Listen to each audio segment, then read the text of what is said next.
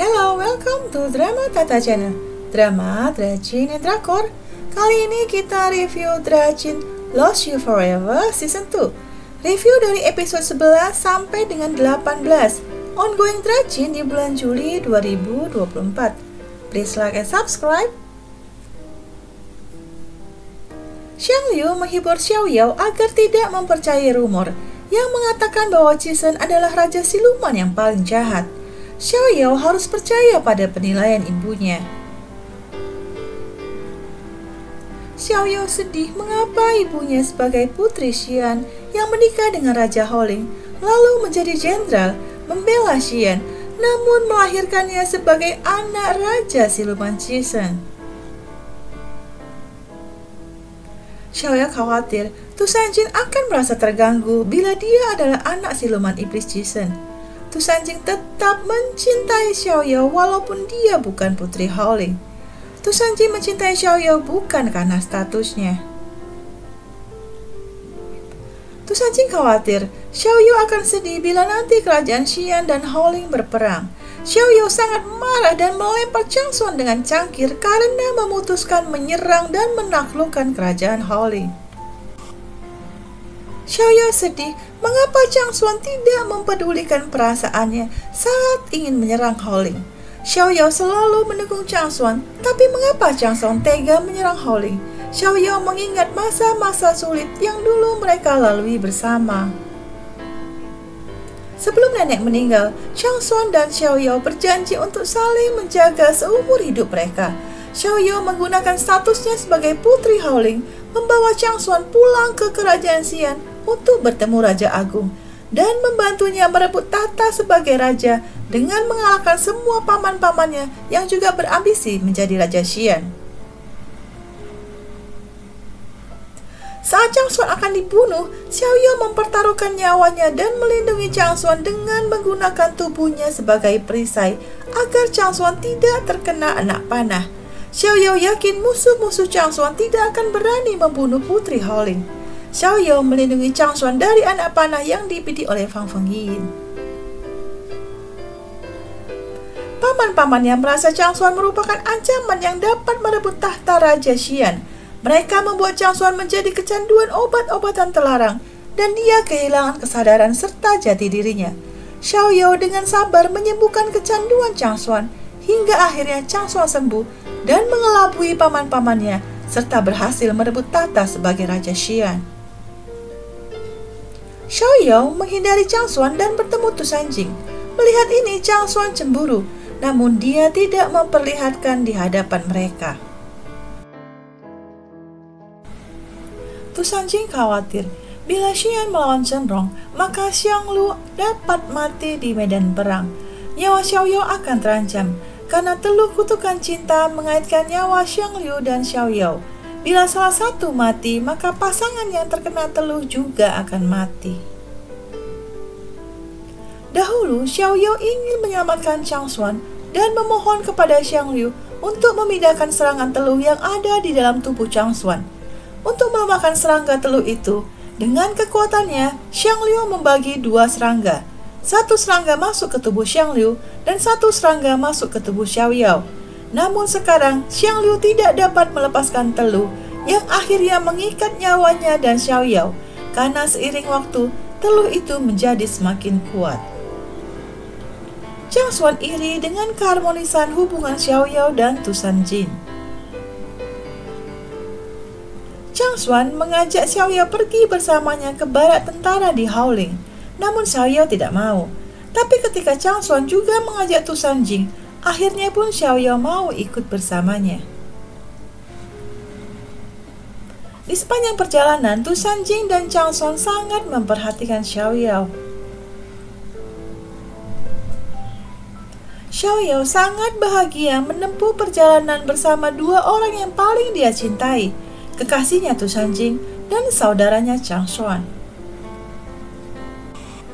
Chang Xuan mengatakan bahwa tujuannya mempersatukan Xian dan Howling untuk kemakmuran dan bukan ingin menindas rakyat Howling yang dulu merupakan rekan seperjuangannya saat dia tinggal di Howling sebagai nelayan dan pernah menjadi serdadu Howling. Jenderal Fenglong tidak menaruh dendam pada Xiao Yao karena membatalkan pernikahan mereka. Tu Sanjing juga tidak merasa keberatan bahwa dulu Xiao Yao dan Fenglong pernah hampir menikah. Putri Anyan menyusup ke barak Xian dan menyerang, namun dia kalah. Putri Anyan mempunyai kesempatan untuk membunuh Chang Xuan dengan senjata rahasianya, namun dia tidak tega untuk melakukannya.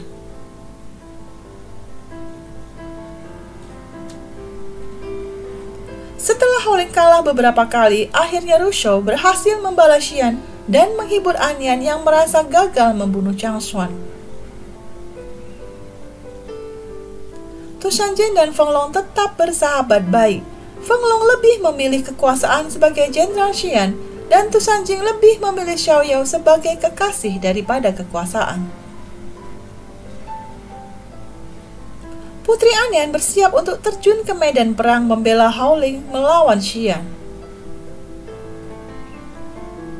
Xiao Yao mencoba menghentikan Chang Xuan yang siap berperang melawan Putri Anyan. Xiao Yao akan menjenguk Raja Hou Ling yang jatuh sakit, dan Chang Xuan mengikuti Xiao Yao menjumpai Raja Hou Ling. Raja Hou Ling telah mengetahui bahwa sebelum menikah, Putri Xian telah jatuh cinta pada Raja Siluman Cisen. Tapi Raja Hou Ling tetap menikah dengannya agar dia dapat meraih tahta. Sejak awal Raja Hou Ling tahu bahwa Xiao Yao adalah anak Cisen. Raja Hou Ling membawa Xiao Yao ke rumah Cisen dan ibunya. Xiao Yao bertemu dengan wanita yang penuh dengan luka bakar di sekujur tubuhnya, dan ternyata wanita itu adalah ibunya. Ibunya memakai api matahari untuk mengalahkan pasukan musuh, namun dia juga ikut terbakar. Sebelum wafat di medan perang, Cisen menggunakan kekuatannya sebagai Raja Siluman untuk menyegel roh Putri Xian agar dapat menyampaikan pesan pada Xiao Yao bahwa kedua orang tuanya mencintainya. Putri Anyan terjun ke medan perang untuk menunjukkan bahwa dia layak sebagai penerus kerajaan Hou Ling. Raja Hou Ling khawatir Putri Anyan akan mati di medan perang melawan Chang Xuan. Raja Hou Ling ingin menikahkan Raja Xian Chang Xuan dengan Putri Hou Ling Anyan agar Chang Xuan dapat menguasai Hou Ling tanpa ada pertumpahan darah. Saat Xiao Yao menyetujui hal ini, membuat Chang Xuan menahan murka. Chang Xuan ingin menaklukkan Hou Ling namun tidak ingin menikahi Putri Anyan. Xiao Yao heran, mengapa Chang Xuan ragu dengan pernikahan ini, walaupun tahu bahwa Putri Anyan sangat mencintainya.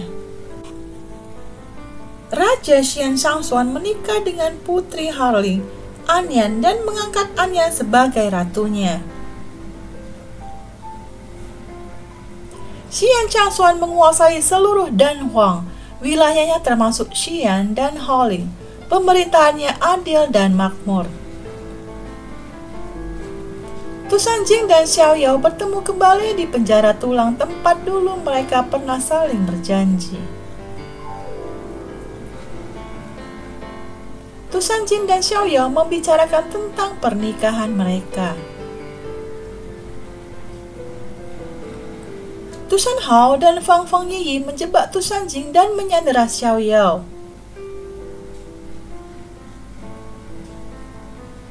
Tu Sanjing dan Tu Shan Hao bertarung hingga Tu Sanjing terluka parah. Saat Tu Shan Hao akan membunuh Tu Sanjing, datanglah Fang Fengyi dan memanahnya untuk membalaskan dendamnya pada Tu Shan Hao. Sebelum Tu Shan Hao mati bersama Fang Fengyi, dia melemparkan panahnya pada Tu Sanjing hingga Tu Sanjing jatuh ke sungai. Xiang Yu melihat para prajurit sedang mencari Tu Sanjing. Xiang Yu marah setelah perjuangannya ingin membuat Xiao Yao bahagia dengan mempersatukannya bersama Tu Sanjing, namun menjadi seperti ini. Xiao Yao ke tepi laut dan berteriak memanggil Tu Sanjing agar kembali padanya saat bulan purnama tiba. Xiao Yao akan mengadakan pernikahan dengan Tu Sanjing. Chang Xuan hanya terdiam menyaksikan ratapan Xiao Yao. Kakek Raja Agung Xian dan Chang Xuan Raja Xian melarang Xiao Yao melangsungkan pernikahan.